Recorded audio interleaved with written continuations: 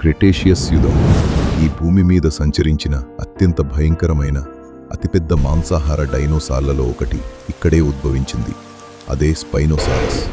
Tyrannosaurus saris rex దట్టమైన అడవుల్లో రాజ్యమేలితే ఈ భారీ రాక్షస బల్లి నేల మీద మాత్రమే కాదు, నీటిలోనూ ఆధిపత్యం చెలాయించిన నదీ తీరాల రారాజు.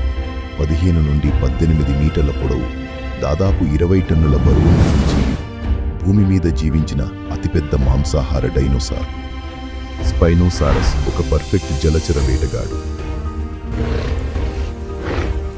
దాని పొడవైన ముసలిలాంటి దవడలు మరియు పొదునైన దంతాలు జారిపోయే చేపలను బలంగా పట్టుకోవడానికి డిజైన్ చేయబడ్డాయి. చేపలు మాత్రమే కాదు, అవకాశం దొరికితే ఒడ్డుకు వచ్చే ఇతర చిన్న డైనోసార్లను కూడా ఇది వదిలిపెట్టేది కాదు. తన శక్తివంతమైన తోకను ప్రొపెల్లర్ లాగా ఉపయోగిస్తూ నీటిలో ఎంతో వేగంగా కదలగల నైపుణ్యం దీని సొంతం. దీని శారీరక నిర్మాణం ఇతర డైనోసార్లకు పూర్తిగా భిన్నం. ఇది వేగంగా పరిగెత్తే వేటగాడు కాదు, నీటిలో అద్భుతంగా ఈదడానికి వీలుగా దీని శరీరం పరిణామం చెందింది. నీటిలో సులభంగా ఈదటానికి తెడ్డులాంటి తోక, బాతుల లాంటి పాదాలు దీనికి అమర్చబడ్డాయి. శ్వాస పీల్చుకోవడానికి వీలుగా నాసికారంధ్రాలు తల పైభాగంలో వెనక్కి నెట్టబడి ఉంటాయి.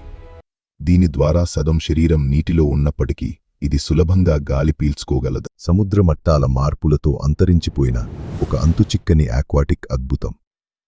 మొట్టమొదటి జలచర డైనోసార్, నదీ తీరాల రారాజు స్పైనోసారస్.